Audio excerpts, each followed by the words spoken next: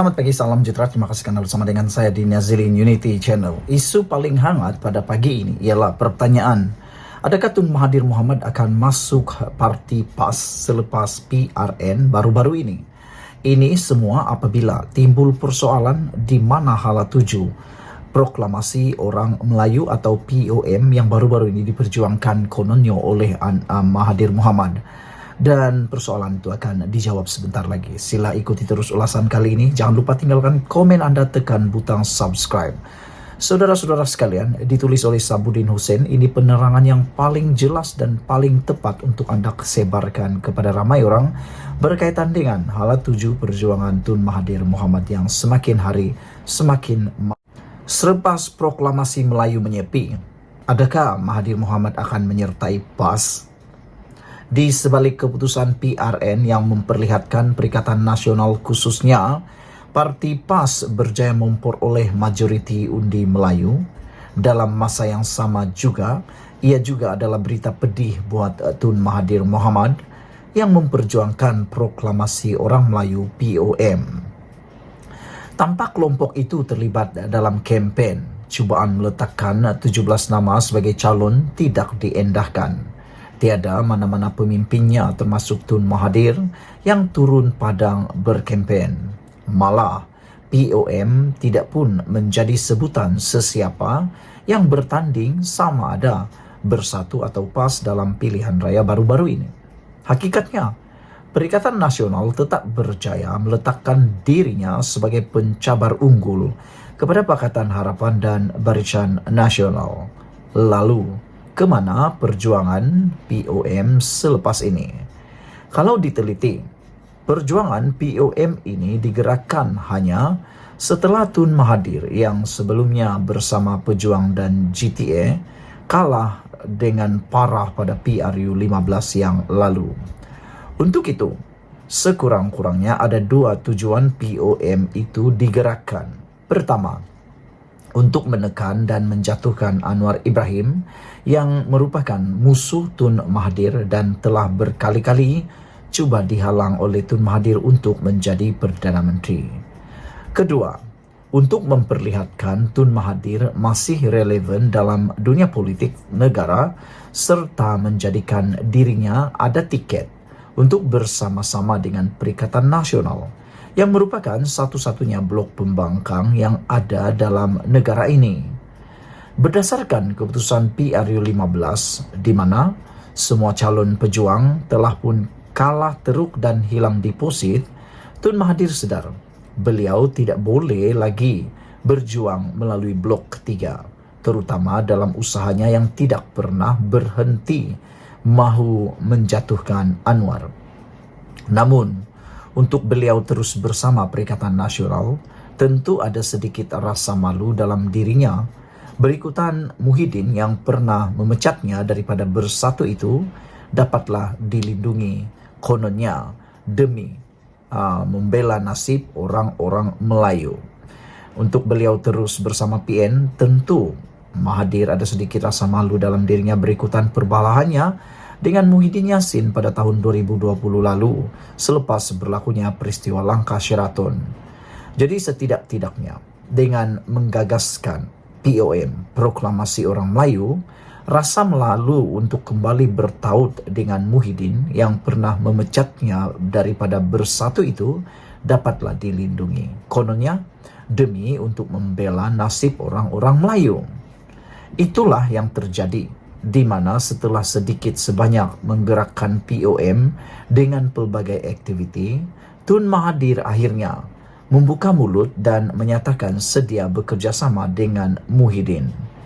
Kedua-dua mereka telah bertemu sebelum PRN itu.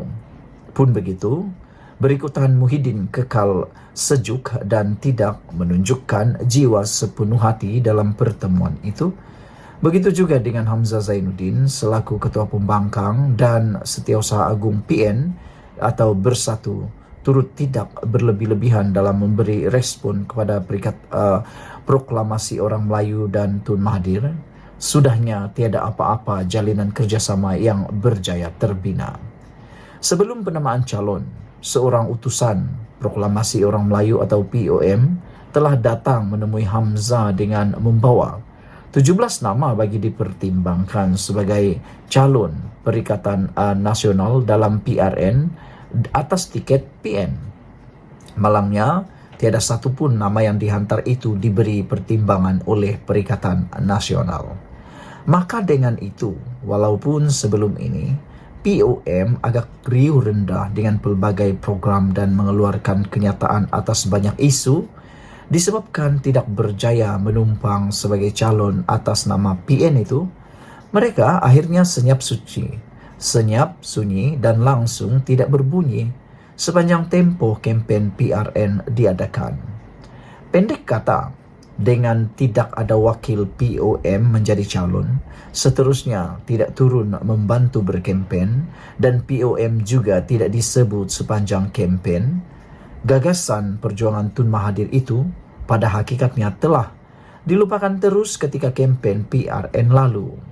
Artinya, walaupun PN berjaya memenangi majoriti undi Melayu dan menawan sebagian besar kawasan Melayu, ia bukanlah disebabkan oleh proklamasi orang Melayu. Jauh sekali ada cop jari peranan daripada Tun Mahathir atas kejayaan PN itu. Sekali lagi, ke mana POM selepas ini? Terutama Tun Mahathir tentunya belum padam lagi gairahnya daripada mahu menjatuhkan Anwar Ibrahim. Apakah sebagai pilihan akhir setelah tiada lagi pilihan, Tun Mahathir akhirnya akan menyertai PAS? Itu persoalan besar yang akan terjawab tidak lama lagi. Sekian dulu, sila tinggalkan komen Anda, tekan butang subscribe bagi yang belum tekan butang subscribe untuk membantu mengembangkan channel ini. Malaysia kita punya, kita jaga sama-sama, cintai Malaysiaku. Bye-bye. Selamat petang, salam sejahtera. Terima kasih kerana bersama dengan saya di Nazilin Unity Channel. Ini satu video yang paling menggembirakan pastinya umat Islam. Dipetik daripada negaramerdeka.com. Tular, video Anwar mengislamkan saudara baru di Klang undang pujian netizen. Saudara-saudara sekalian, kalau ada yang mengatakan bahawa Anwar Ibrahim tidak memperjuangkan Islam, itu adalah kata-kata yang salah. Kerana terbukti Anwar Ibrahim memperjuangkan Islam, sehingga kan berjaya mengislamkan saudara baru di Klang dan kini mendapat pujian netizen. Tak tahulah daripada sebelah nanti apa pula komen mereka terhadap video tersebut. Harap-harap mereka dapat menerimanya dengan hati yang terbuka dan turut akan mencontohi dan memuji Datuk Seri Anwar Ibrahim. Perdana Menteri Datuk Seri Anwar Ibrahim mengajar ucapan kalimah syahadah kepada seorang lelaki yang baru memeluk Islam hari ini. Acara itu dijalankan di Masjid Ar-Rahimah Klang selepas beliau menunaikan solat Jumaat bersama jemaah di sekitar kawasan itu. Lelaki warga negara Malaysia berusia 27 tahun itu dikenali sebagai Muhammad Anwar Kartiban selepas memeluk Islam. Turut hadir sama Timbalan Perdana Menteri Datuk Seri Ahmad Zahid Hamidi, Menteri Besar Selangor Datuk Seri Aminuddin Sari dan Ketua Polis Negara Tan Sri Razarudin Hussein. Terdahulu Anwar sebelum itu antara pemimpin yang melawat keluarga mangsa yang terlibat dengan nahas pesawat terhempas di Hospital Tengku Puan Rahimah HTAR. Beliau sebelum ini dijadual menunaikan solat Jumaat di Seri Petaling, tetapi memilih Masjid Ar-Rahimah Klang selepas bergegas ke HTAR. Saudara-saudara sekalian, ada video yang memaparkan perbuatan ataupun kejadian tersebut. Anda boleh menontonnya di negaramerdeka.com. Sekian dulu untuk kali ini. Jangan lupa tinggalkan komen Anda, tekan butang subscribe. Kita jumpa lagi. Bye-bye. Selamat petang, salam sejahtera. Terima kasih kerana bersama dengan saya di Nazilin Unity Channel. Ini keputusan dan ini pendedahan Tun Mahathir Mohamad yang tak tahulah Anda setuju atau tidak, Anda suka atau tidak, yang pastinya mengejutkan kita semua. Tun Mahathir ini walaupun dah berusia 98 tahun, masih lagi tak berhenti berpolitik, masih lagi tak berhenti menyerang musuh politik beliau. Ada netizen mula mengatakan bahawa Tun Mahathir tolonglah berhenti daripada berpolitik. Ini masanya untuk berehat, kata mereka. Ada juga netizen yang menulis supaya Tun Mahathir menumpukan pada amal jariah. Dan mereka kata, tindakan Tun Mahathir menyerang musuh politik seperti ini tidak membantu memajukan Malaysia, tetapi hanya akan menambahkan lagi ketidakstabilan Malaysia, kata mereka. Ada yang menulis, Tun Mahathir mungkin hanya akan berhenti apabila apa yang dia sukai tercapai, kata mereka. Selagi tak tercapai, dia akan tak berhenti menyerang dan menyerang, bahkan dalam politik. Hari ini dipetik daripada negaramerdeka.com dengan tajuk Tun Mahathir kata Zahid tak layak langsung kekal Presiden UMNO. Dengan persoalan daripada Tun Mahathir ini, dengan kenyataan daripada Tun Mahathir ini, yaitu Zahid tak layak langsung kekal Presiden UMNO, nak tanyalah satu soalan, siapakah yang layak jadi Presiden UMNO?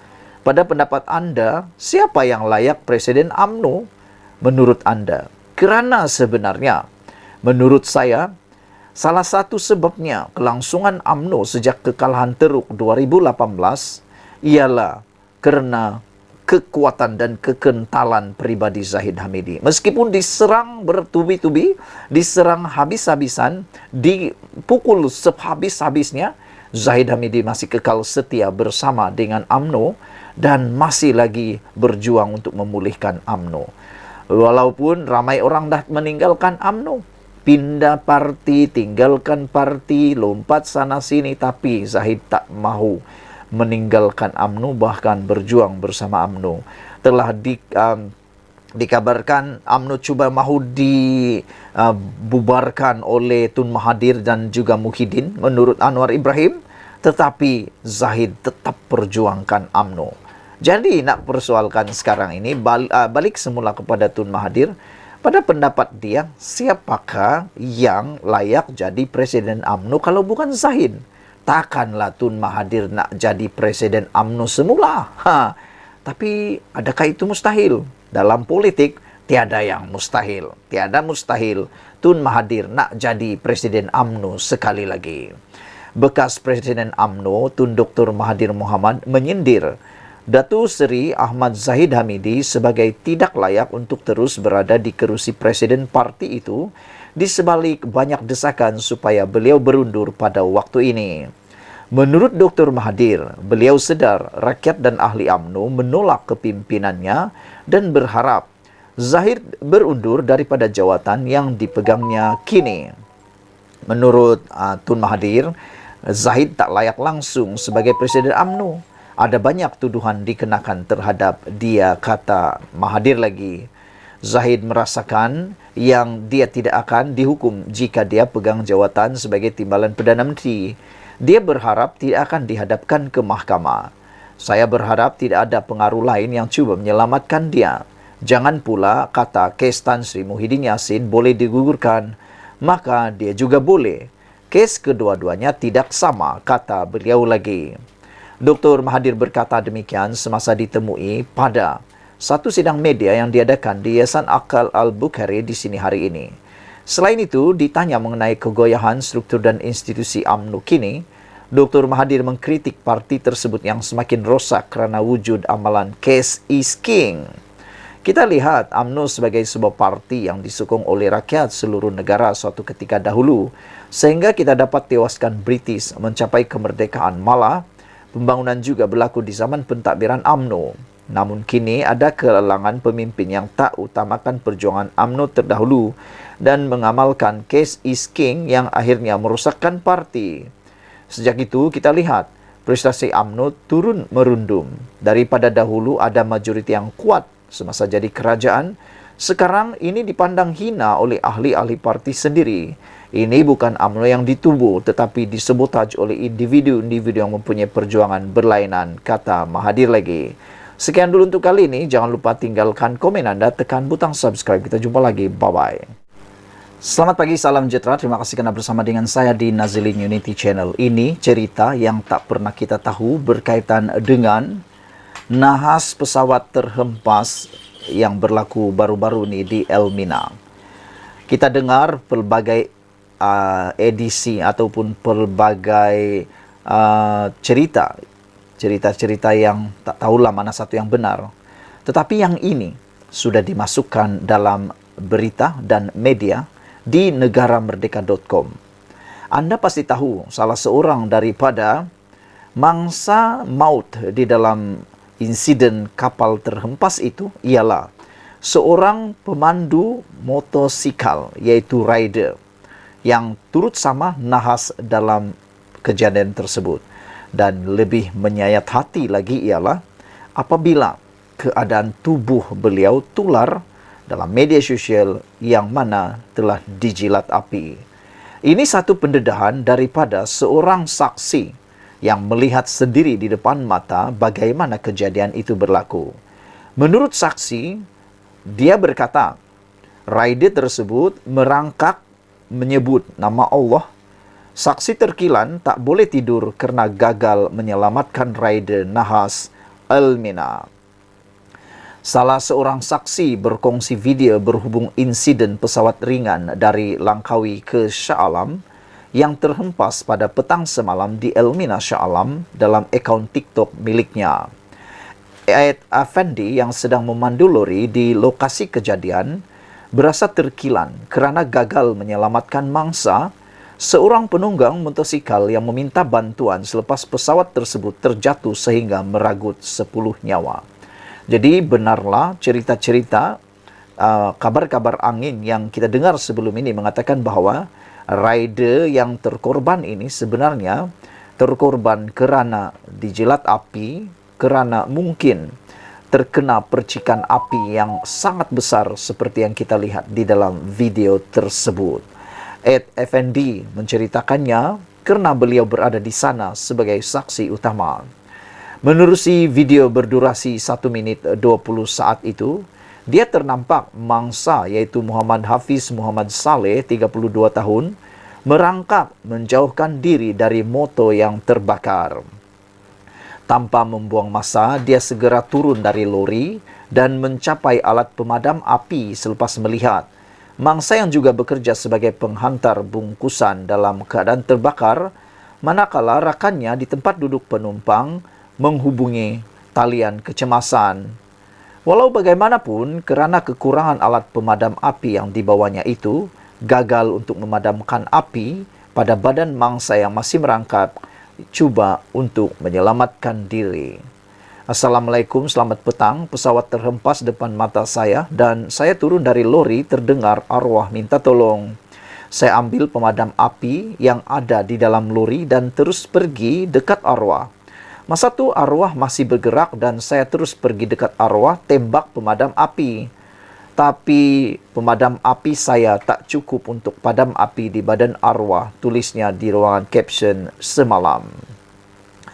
Pada masa sama, Ed Effendi turut menceritakan detik menyedihkan apabila mendengar mangsa menyebut kalimah Allah sebelum meninggal dunia, sekaligus membuatkan dirinya agak terkesan dengan insiden berkenaan. Dia jerit sebut Allah. Al-Fatihah buat rider orang kampung saya, kata salah seorang daripada yang menulis komen di dalam ruangan atau hantaran tersebut. Ada juga yang menulis iaitu Effendi, ya Allah betul katuan, maafkan saya tak mampu buat yang terbaik. Time tu dia jerit minta tolong dan saya sebut nama Allah. Dia sebut nama Allah tapi saya tolong tak dapat selamat, kata beliau. Dia juga menulis, ada juga yang menulis dalam ruangan komen, masih terdengar suara arwah. Mesti trauma, tak apa bang, awak dah cuba yang terbaik tapi Allah sayang dia lagi, kata seorang penulis dalam ruangan Twitter tersebut. Ya, kata Effendi, masih terasa arwah panggil minta tolong. Ada juga yang memberikan komen tak sanggup tengok arwah merangkak. Ada yang menulis, you have done your part. Thank you sebab tolong arwah rider tu, katanya. Dan dibalas oleh Effendi dengan menulis, terima kasih, namun saya tak sanggup tengok arwah merangkak, sebut nama Allah tolong, kata beliau. Memetik laporan berita harian pula, jenazah Muhammad Hafiz dilaporkan dalam keadaan lengkap meskipun bahagian wajahnya kurang sempurna. Sekian dulu untuk kali ini. Kita bersama-sama mendoakan supaya semua keluarga mangsa dalam keadaan yang bersabar, tenang, dan semuanya berjalan seperti yang dirancang. Sekian dulu untuk kali ini. Kita jumpa lagi. Bye-bye. Selamat petang, salam sejahtera. Terima kasih karena bersama dengan saya di Nazilin Unity Channel. Saudara-saudara sekalian, ini satu kejutan luar biasa daripada anak Datuk Seri Anwar Ibrahim, Perdana Menteri kita, yaitu Nurul Izzah. Lama tak bercakap, lama tak muncul, bahkan tidak dicalonkan dalam pilihan raya PRN 2023 yang lepas. Dan disangkakan, ramai menyangka bahwa Nurul Izzah mungkin akan dicalonkan di Dewan Undangan Negeri di Pulau Pinang ataupun di Selangor atau Negeri Sembilan. Namun demikian, apa yang berlaku tidak dicalonkan. Kenapa? Mungkin beliau memerlukan masa rehat kerana kita tahu beliau baru saja melahirkan cahaya mata beberapa bulan tahun lepas kalau saya tak silap, dan mungkin ini waktunya untuk muhasabah diri. Walau bagaimanapun, kita memang menanti apa yang mahu dikatakan atau apa ulasan komen daripada Nurul Izzah apabila PRN selesai. Sebab kita tahu Nurul Izzah mempunyai aura yang sama seperti bapaknya, yaitu Anwar Ibrahim. Beliau mempunyai kredibiliti, aura dan integriti yang hampir sama seperti Anwar Ibrahim. Dan saya tidak heran dan saya pun tak akan terkejut kalau satu hari nanti Nurul Izzah boleh menjadi Perdana Menteri wanita pertama di Malaysia. Dan kita akan berbangga kalau itu yang berlaku, kerana kita juga meyakini bahawa wanita boleh membawa Malaysia satu tingkat lebih maju lagi. Naib Presiden PKR Nurul Izzah Anwar baru-baru ini menyarankan kerajaan agar segera menambah baik komunikasi kerajaan dalam menyampaikan maklumat kepada rakyat. Sesuai dengan kebimbangan Nurul Izzah, aspek komunikasi adalah perkara nombor satu perlu segera dirombak. Ini amat diperlukan menurut sabudin.com. Katanya, perkara itu perlu dilakukan selain untuk mendepani serta melawan politik ekstremisme dan rasuah yang terus menyengat. Ia juga perlu dalam usaha untuk melaksana agenda reformasi, memastikan ekonomi rakyat bertambah baik, mendekati dan menjiwai anak muda serta pengundi wanita, kata Nurul Izzah. Saya menyertai korus desakan agar agensi komunikasi kerajaan diperkukuh supaya inisiatif kejayaan dan usaha murni kerajaan perpaduan sampai terus kepada rakyat. Jangan lupa, pertarungan akan tiba lagi nanti, maka usaha memenangi hati dan mendengar denyut jantung rakyat harus berjalan terus, katanya dalam catatan di Instagram. Sebagaimana banyak pihak sudah bercakap bahawa antara punca keputusan tidak memberangsangkan dicapai PHBN dalam PRN baru-baru ini adalah kelemahan komunikasi, penerangan dan penyampaian maklumat kepada rakyat. Nurul Izzah juga nampaknya sedar hakikat tersebut. Seiring dengan saranan serta kesedaran Nurul Izzah ini, saya ingin berkongsi pengalaman yang tanpa sengaja saya lalui sehari sebelum pengundian PRN baru-baru ini. Ketika menghadiri sebuah jamuan di rumah seorang kenalan pada Jumaat malam 11 Ogos lalu, sekumpulan orang antara 6 atau 7 orang yang duduk semeja dengan saya berbual-bual tentang pengundian yang akan berlangsung pada esok harinya. Seorang daripada mereka berkata, harapannya ialah mahu melihat keputusan PRN itu nanti mampu menjatuhkan kerajaan perpaduan pimpinan Anwar Ibrahim. Mereka yang lain yang mendengar kata-kata itu nampaknya bersetuju dengan perkara itu dan mengangguk-angguk sambil menikmati makanan yang dihidangkan. Saya kemudian menyampuk dengan mengatakan PRN ini hanya pilihan raya peringkat negeri dan tidak mungkin atau tidak mampu menukar kedudukan kerajaan di kerajaan pusat atau peringkat pusat, biar apa sekalipun keputusannya. Seorang yang lain pula berkata, masalah utama PH ialah mereka tidak ternampak berbuat apa-apa sejak 8 bulan memegang kuasa, dan itulah sebabnya pertukaran kerajaan begitu diperlukan. Ketika itu, saya tidak membalas panjang, cuma berkata, banyak sebenarnya yang dilakukan kerajaan. Walaupun panjang lagi perbualan di meja makan selepas itu, Tetapi kata-kata PH tidak ternampak berbuat apa-apa sejak 8 bulan memegang kuasa amat membekas dalam fikiran saya. Diikuti pula sepanjang di meja makan itu, kegairahan mereka berbual akhirnya melihat kerajaan perpaduan dijatuhkan begitu bersemarak sekali. Sejak itu saya sering berfikir, kenapa masih ada yang sampai tidak nampak apa yang dilakukan oleh kerajaan untuk rakyat sejak 8 bulan lalu?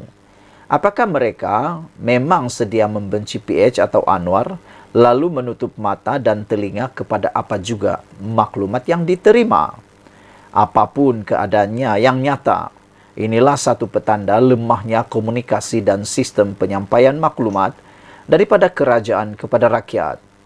Kalau maklumat sampai kepada mereka, tidak mungkin ada seseorang yang waras, akal dan berakal tergamak untuk berkata, PH tidak nampak berbuat apa-apa secara terbuka, walhal banyak sekali kebaikan di depan mata telah dilakukan oleh kerajaan perpaduan ini.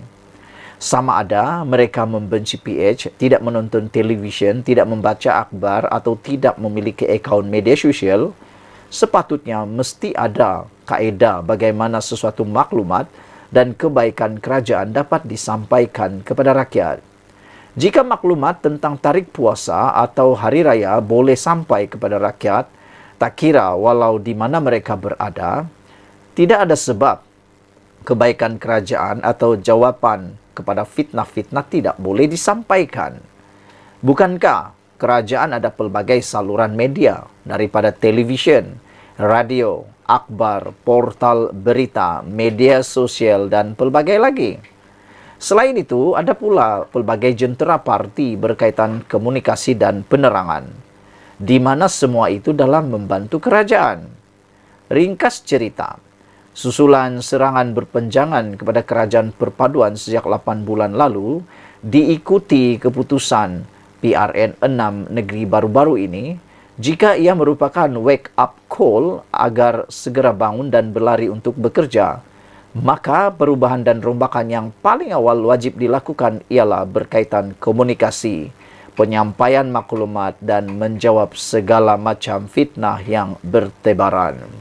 Dalam konteks komunikasi tersebut, mereka yang sedia ada daripada yang berjawatan menteri, ketua agensi, ketua pengarah dan lain-lainnya, semua itu harus segera diperbaiki, ditukar, diganti atau dipecat mengikut keperluan dan kesesuaian, asal Anwar dapat dielakkan daripada ditumbangkan.